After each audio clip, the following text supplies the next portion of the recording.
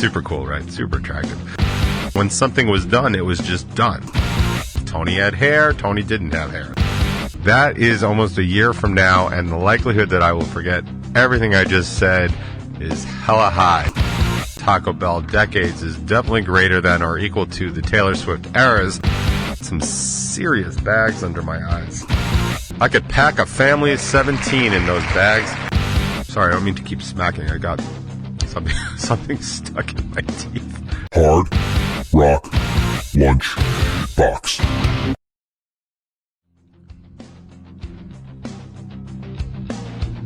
Greetings and salutations. Welcome to the Hard Rock Lunchbox. Of course, if you're watching on YouTube on Strangerhood TV, welcome to the top 20.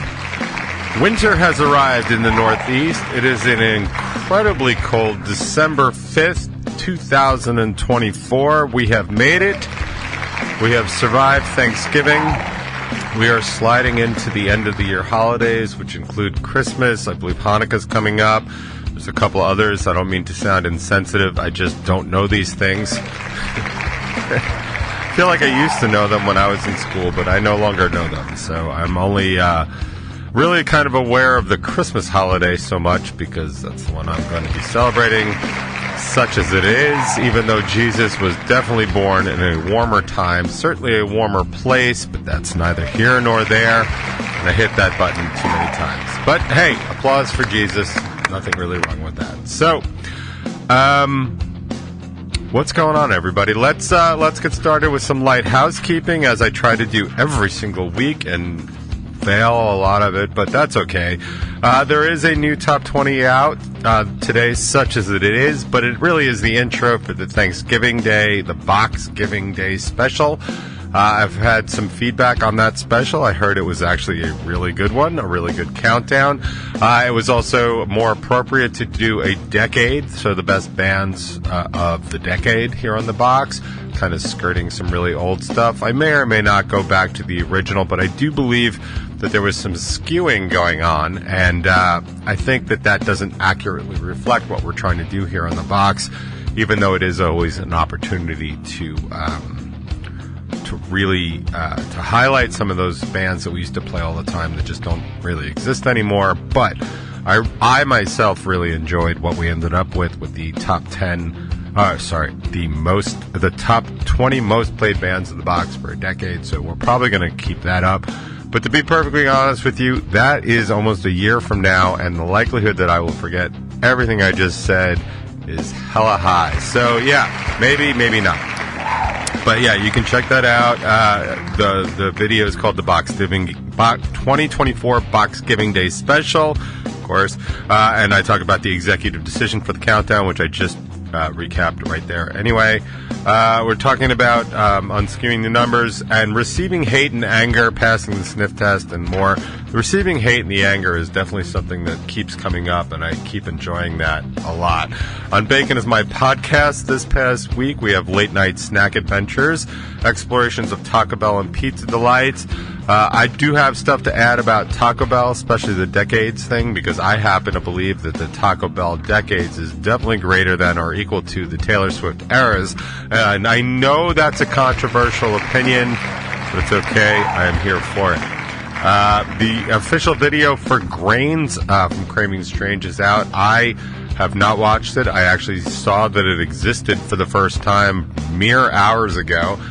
So I'm going to go check that out when I get a second. I've been a little consumed with the release of Another Mistake, which came out on Friday, all streaming services, and our video for Another Mistake came out on Friday. If you have not seen it yet, go to our YouTube page. That's Revel9 Band. So it's youtube.com/Revel9 Band, and you'll be able to check that video out. I'll talk about that in just a second.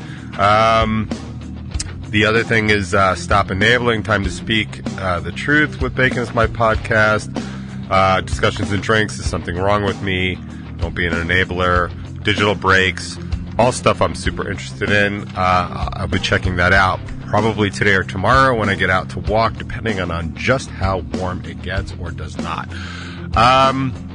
So Yeah, so let's take a quick second. I do want to talk about something that's going on politically. I know I try every week to not, but sometimes, and I guess more so lately, there's a lot of stuff going on in the world. By the way, man, I got some serious bags under my eyes. I mean, yeah, I'm not sleeping a lot, but Jesus, I could pack a family of 17 in those bags.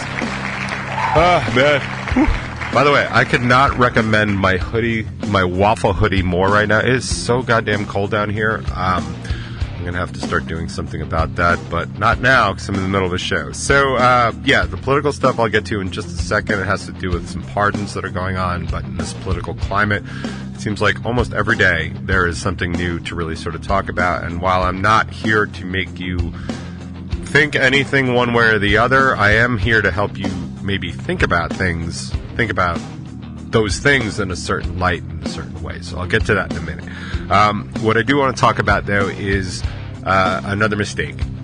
So I think I mentioned when, I guess years ago at this point, when we decided to do it, I always considered the Razorblade Diaries a turning point for me personally, musically, and all that other stuff. It was the conversion or the kind of end game or end result of G Davy, the band I was in and founded in 2000 something. G Davy actually started as a project that was not going to tour. We were just going to write and record and stuff like that. You don't have to understand this, but it's important to understand that I had spent most of my life at that point playing shows, touring around the country and stuff like that, and was sort of exhausted from it. So when I formed G Davy, it was really just to sort of explore writing. And it's funny because back then I caught a lot of crap from it. In early internet days, people thought it was stupid to do something like that, and I just find it amusing that right now that most songwriters are actually doing exactly that. When you talk about like these workshopping groups like in Nashville and LA and stuff like that, they get together to write songs, and then they write the best songs they possibly can. They look around, they find the most talented or the perfect person to perform them, and then they kind of go from there.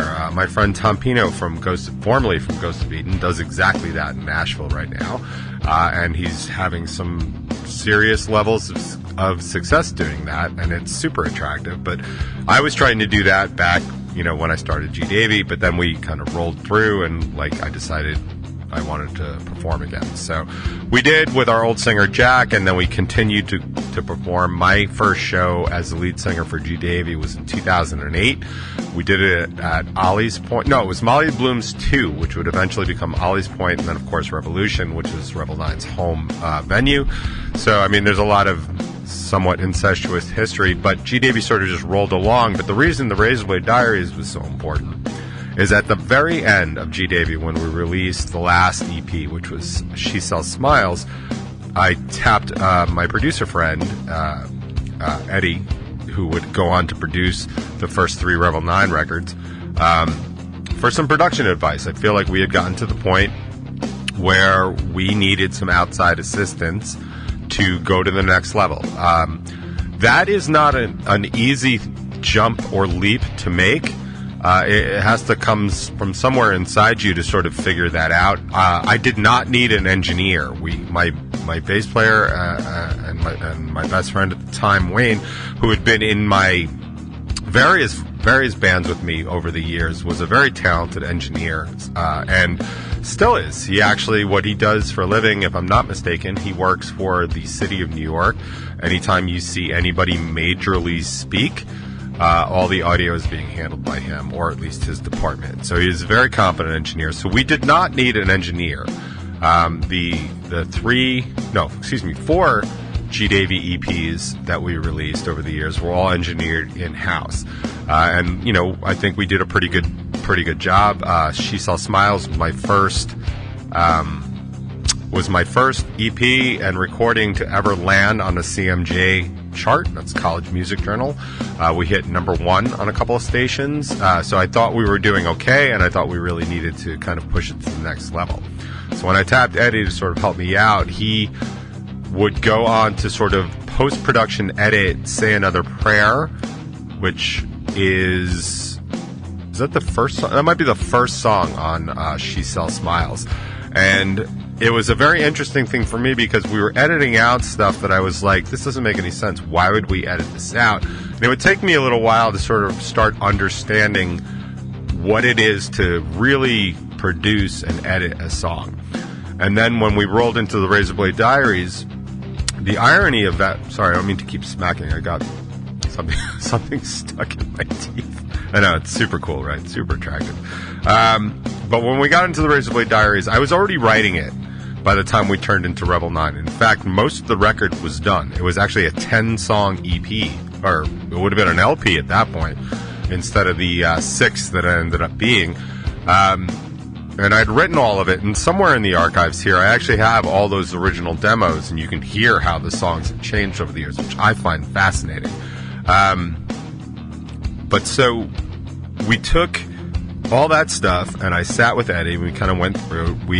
I dropped one song immediately on my own. It just didn't fit. Once I kind of was building, like, the Razorblade Diaries is absolutely a story. It's a concept record. It's my first concept record, and it's a story from start to finish. The album, what we ended up with is not in the order, and that's been a fun sort of thing to explain to people over the years about like what the actual order of the story is. One of the songs I dropped right off the bat because it just didn't fit in the story. It's something I had crowbarred in because I really liked the song, and I realized that was stupid. So that was a level up for me in terms of writing and production just to do that. But we would go on to drop 3 more songs off of that story, and for me it actually left these holes in it, which I thought was also funny, but it was not really super important. But then we focused on those other 6, and we rewrote every single one of them, some more, some less, and that's just how that kind of rolled. And it was such a new adventure, and I know I've talked about this before, but I think it's important for what I'm about to say for the live record.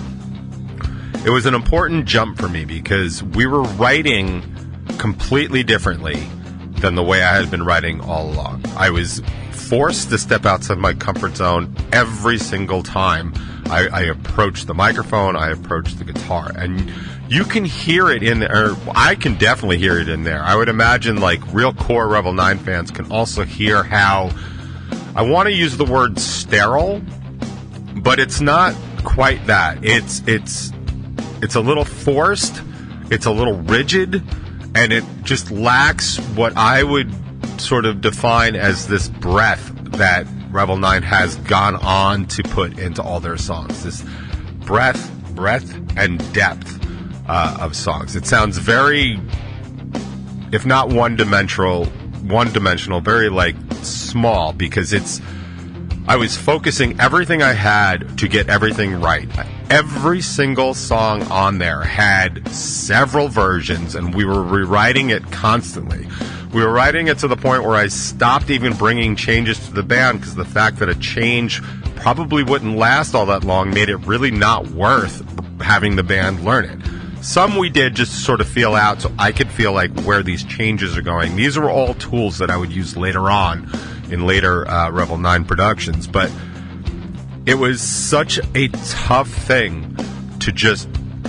It was like when you teach to the test and you're just trying to get the answers right, but you're not really fully understanding why these answers are right. Towards the end of it, I was just like sending stuff in, and if it got approved and everybody liked it, all I was doing was like, thank God that's over. Now that is not really the way you want to write a song, but it was the way I was writing songs back then, and editing and re-editing and re-editing and reproducing and recutting.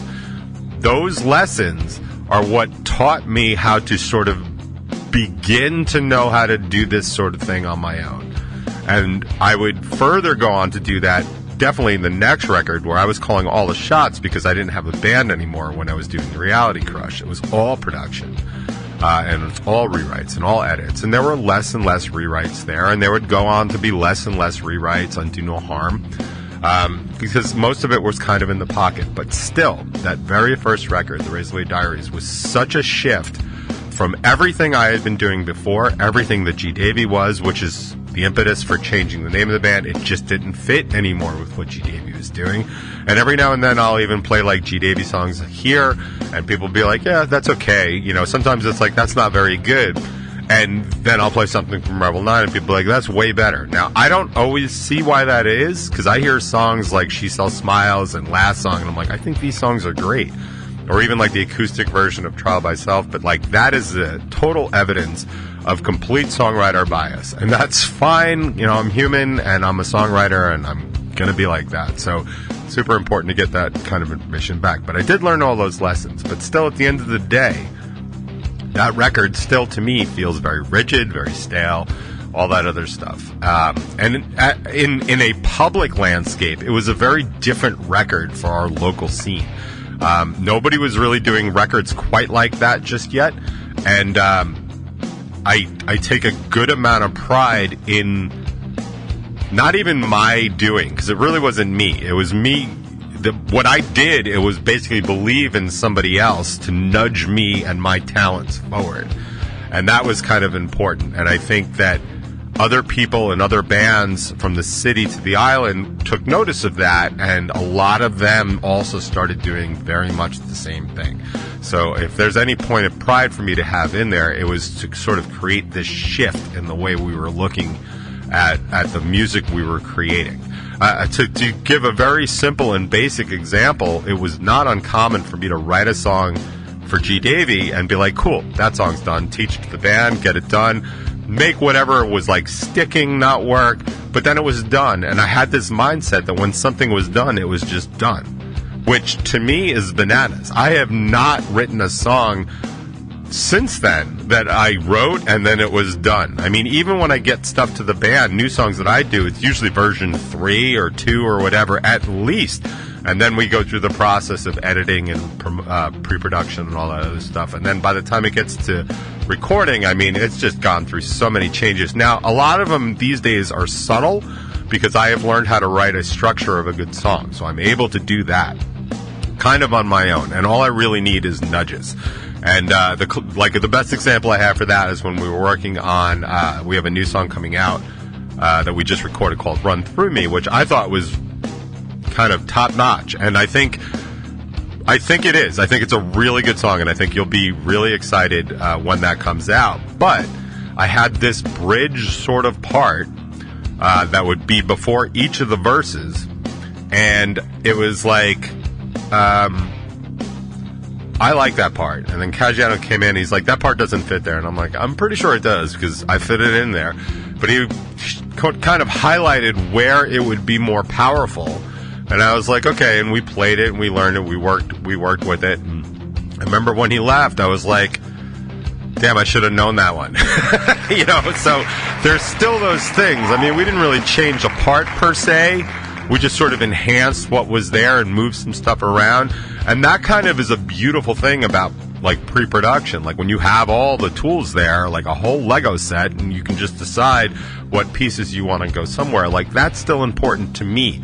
If you consider me an accomplished songwriter, and I feel like I'm starting to get to that place, just know that I am still doing that stuff, and I'm still reliant on those kinds of production notes because they're important. And I've talked about how other bands that I run into don't do that, and unless 2 of the members of the band are also in the Beatles, they probably aren't going to be able to do as good of a job as they should, which is why I've always said that I think production is important. And I do believe that. And the whole point of doing what we did when we did the Razorblade Diaries live was the fact that from the time in 2011 when the Diaries came out, not only did I perform probably all of those songs about 1,000 to 10,000 times in rehearsals and live, so I had a natural flow of the way things were. I've also had 2 different bands since then, and they've all brought in their particular flavor to whatever it is we were doing on these songs, which is why they sound so incredibly different now. Now, the original idea for me was to just go in and re-record the Diaries as we do it today. But there's always been one problem and one song that always stuck with me. There is something specific about Another Mistake that I have never, ever been able to capture in a studio recording. Not a rehearsal, not a record, not a demo, nothing. There's something special about that song that only occurs live. I can't put my finger on it. I am not that advanced of a songwriter just yet. I hope to get there someday, but I currently cannot put my finger on it. And so I decided that the way to celebrate the 10-year anniversary of this record, which is now 13 years ago, was to capture it live. And that is the entire evidence for the live version of the Razorblade Diaries, which will be out in full sometime in 2025. We're going to release 1 or 2 more singles. But of course, the very first single we released from it was indeed Another Mistake. And I hope that everybody that's hearing me now has been given a chance to listen to that version, that recording, either on Spotify, Apple, Napster, Deezer, all those things, and really understood what we were going for, because as far as I'm concerned, we nailed that mark, because we finally captured what Another Mistake actually sounds like and feels like live. And I'm happy to say that according to Spotify, if you go to the app, you can see it's already cleared 3,000 plays. But according to the live music tracker that I have access to in the member or the artist section of Spotify, this morning we just crossed 5,000 streams of that song. It has not even been out a week, so I am super excited. It has beat all of our other releases to date so far, so I'm super thrilled. Thank you, everybody that's given that a spin. Thank you, every new listener that's given that a spin. I mean, there's been hundreds of brand new listeners already, like maybe close to 1,000, if not more. Like, according to Spotify, they're brand new listeners that have never listened to Rebel 9 before. So, to me, that's huge. We've been added to something ridiculous, like 46, 47 playlists already. Now, obviously, I've added it to one. It's the Hard Rock Lunchbox playlist. I know a couple of people have added it to their playlist. I super appreciate that. But it is doing really good. Really, really, really good. But because I am on this quest to make Another Mistake a better version of itself, I definitely want to highlight the video that we put out for it.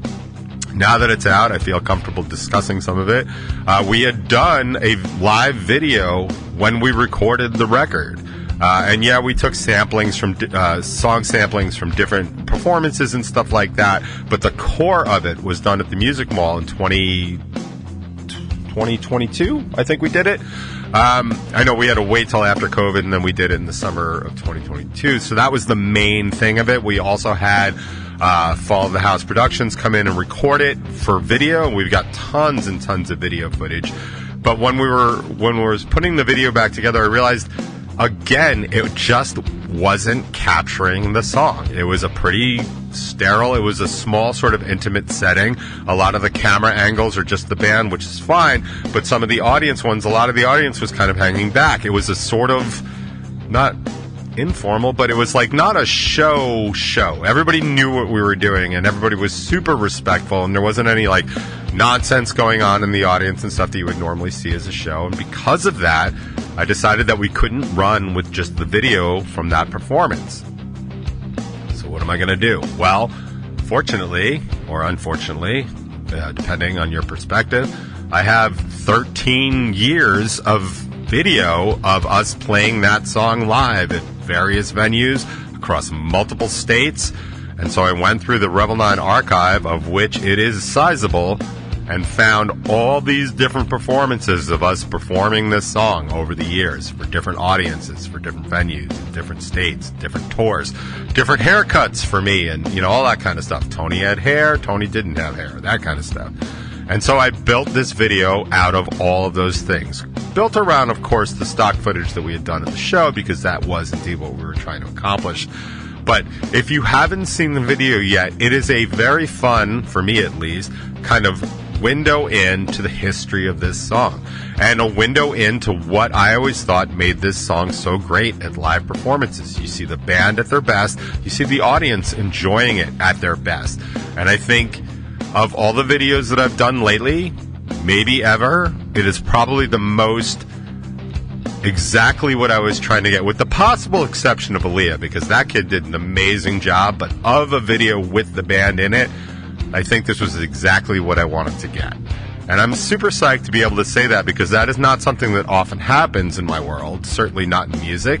But this time around, I think I nailed what I was going after. So I would super appreciate it if you would watch it if you haven't, share it if you haven't, like it if you haven't, all that same nonsense, because I want to see this video sort of rise to the top because I believe in my heart that it really captures the essence of what Revel 9 is and does.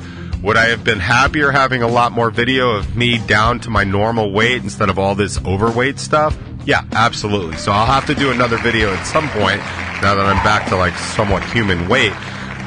But I got to tell you, I'm super psyched. I hope you guys were too to see it. Thank you for everyone that's left comments on it, and thank you for everyone that's liked it and shared it already. But I really do want to push that video as much as I can to get it to the top of the Revel 9 heap. I am happy to say, I just checked before I came in here, we are over 900 views on that video already, which is just fantastic. I don't know if that's people looping it. I haven't quite figured out how to do that on YouTube, so it definitely wasn't me. I have watched it probably 10 to 15 times, but I have also had access to it for, a month and a half because I don't know why. I just because I did it, so I had access to it. So I'm responsible for some of those, but definitely not the 900. So I'm super psyched about that. And then, yeah, man, I thought that was cool. But I've now talked way too long. I didn't get to do any of the political stuff, so I'm going to start the rest of the show. And yeah, I guess this makes sense. Spent 25 minutes talking about another mistake. If you haven't heard it yet, which I can't quite believe if you're listening to me, I got it for you now. And it's, yeah, Revel 9, live, on the box. This next song is called Another Mistake.